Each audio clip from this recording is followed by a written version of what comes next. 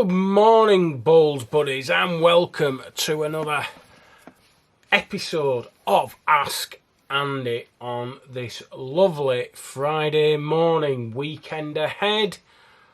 What are we all getting up to? That's the question. So, before I get straight into it, remember, you want to be part of the channel? Become a Bowls Buddy.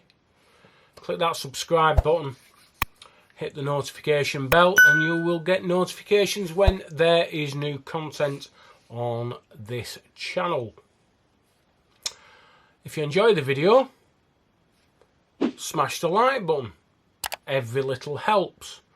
And please, I think I'd like it if if you'd leave a comment or two after some of these. I know a lot of you do, but feel free to add your views to the video and I will try and get round to answering them. Maybe I'll do a catch up over the next week or two. So, bit different this week.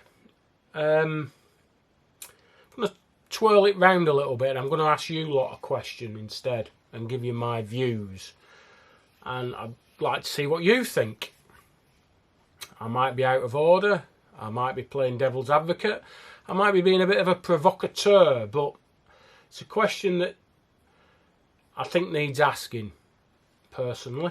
I felt a bit down this week, to be honest. No particular reason. Hay fever was bad Wednesday, if you caught that. I've had the jab on the bum since then, and it's clearing up quite nicely, but still felt a bit down. And it was something I read on Facebook the other day, and it's bothered me probably more than it should have done, really.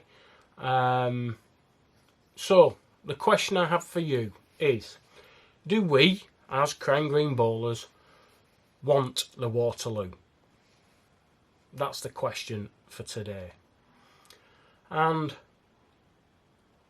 I know my view, I know what I want, but whilst there's some people, Ricky, Gary, Phil, McVitie, working really hard to try and work a miracle at the Waterloo and bring it back to life, get it so that we can use it again. My question is, as a group, do you want it? It's a pretty easy question, and I'll try and explain why I'm asking that. It's only about a month ago, Ricky Cochran put a post on Facebook saying they were starting a 50-50 draw club. So pay a tenner in, half of the proceeds go straight to the Waterloo and the other half gets paid out in prizes to people whose number gets drawn out. Okay, so just before that, it was a suggestion made on the Crown Green Bowls group, on Facebook. It'd be a great idea, and you get hundreds, possibly even 1,000 people taking up that offer.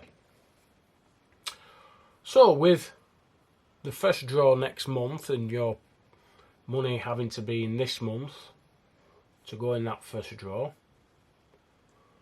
at the minute there's a grand total of 52 people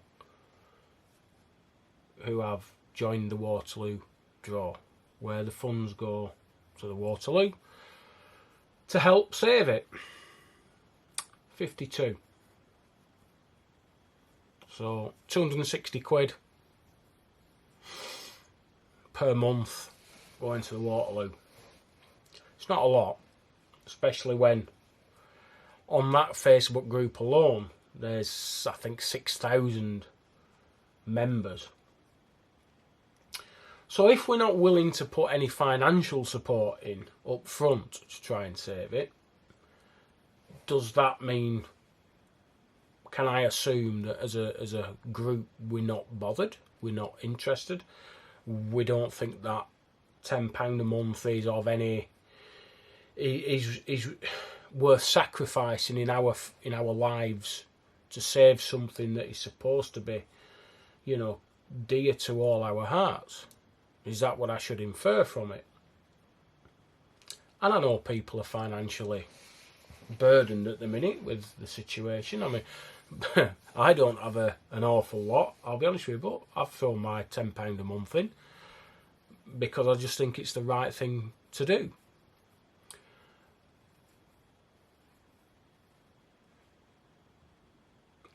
Are Ricky, Gary, Phil and everyone else just wasting their time? That's my concern, that, you know, they're working hard and they're being busy fools, if you will, because there's not going to be the money there to do the work that needs doing. The next thing is that, let's say that they do manage to turn it round with whatever finances they have in place. Are people going to go? Because it's almost like, well, we're not really bothered, we don't really care, we're not going to give any money towards it, so are you going to go and visit the Waterloo when it does reopen? Crowds are pretty sparse anyway, and for it to become a financial going concern, they're going to have to get more people through the gates. Well, are people willing to go? If not, again, what's the point? And I just really worry that there doesn't seem to be wide-scale sort of desire for the Waterloo to keep going. I mean, I think it's going to be a very different place when everything's done.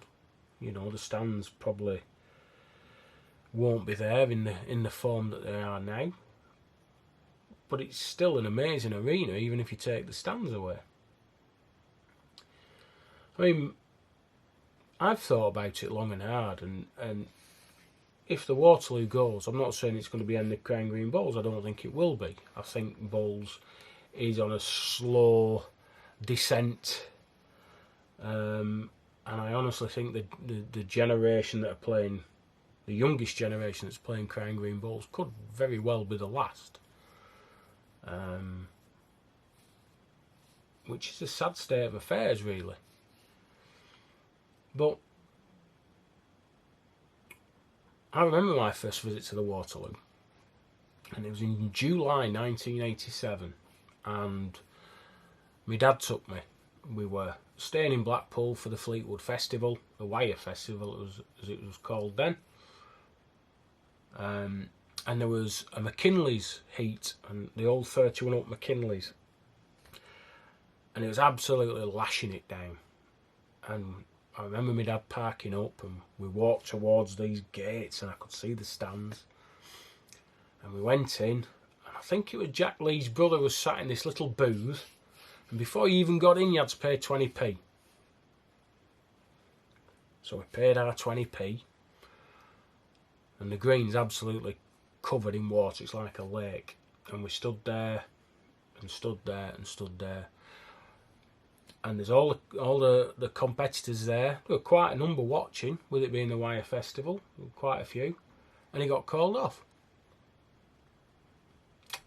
Never got us 20p's back, but I'll never forget. It was such a miserable night, but I was absolutely awestruck with the place. I didn't realise bowling greens could be like that. And when you go around the country, and you get talking to people, and you'll just ask about interests, and you'll say, oh, I play Crown Green Bowls. Everybody knows the Waterloo. Everybody has seen or heard of the Waterloo due to its television success in the 70s and 80s. And I'm not sure where the game would be if that went. It's almost like losing your figurehead. And you can tell I'm feeling down about it, can't you? It's a really special place to me. It's a place I love. Not just because I've won it, not saying it because of that. I always used to love going there. You always used to get that little tingle in the stomach, even in the first round. And I'd hate to think that there's people who seriously play Crown Green Bowls and have never experienced playing on the Waterloo. And I think there's thousands. And I don't understand why people don't enter. I'm sure the reasons will come back. It clashes with things and it's expensive and all the rest of it. I mean, this is our sport, and it's going to cost you money. What doesn't cost you money these days? But we need to decide whether we want it. And normally I'd apologise for winding people up and maybe thinking I might have spoken out of turn, but I don't at the minute, because that's the stage we're at.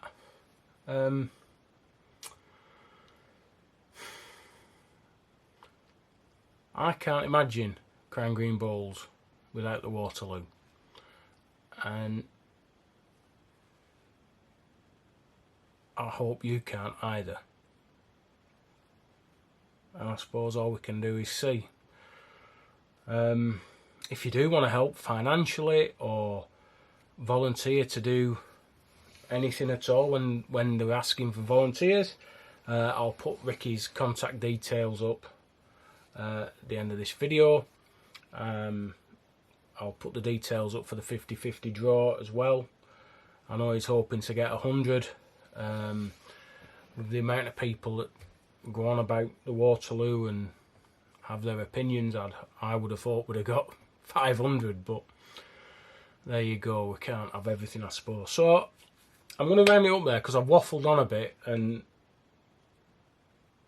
I've sort of let my heart rule my head on this video today, which I don't often do. But there you go. That was the question. Is really for you this week, and please, I'd love to read your comments, whether you agree, disagree, think I'm out of order, whatever, that's fine. You voice them.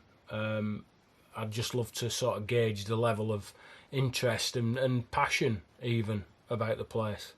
Because like I say, if the passion isn't there to go when it does reopen, I think the guys are wasting their time. So okay, I'll leave it there. I've said enough. After talking myself out of the North Lancs team last week, and on top of this, nobody will be talking to me anyway. Just be normal. It'll be fine. Anyway, don't forget, Sunday evening is the closing date for entries for the Drake's Pride brand new bowls 1K giveaway. I'm going to try and do it about 9 o'clock. Yeah, let's make 9 o'clock the cut-off. So 9 p.m, Sunday evening. Go to last Monday's morning vlog, and all the info, how to enter, is there. Very, very straightforward, you'd think. Yeah, so hopefully, Sunday will be winning a brand new set of bowls. How exciting is that? And I think that's it for the weekend. I am putting out some rehashed videos that were on in the very early days of the channel. I've gone back, tidied them up, tried to make them look a bit more watchable, but quality's not brilliant, so I can only apologise about that. But still, worth a watch if you've nothing else to do. So I'll leave it there for this week. I'll just say stay at home. And if you can't stay at home and you are going on the greens, stay safe. And I'll see you on the other side. Bye, bowls buddies.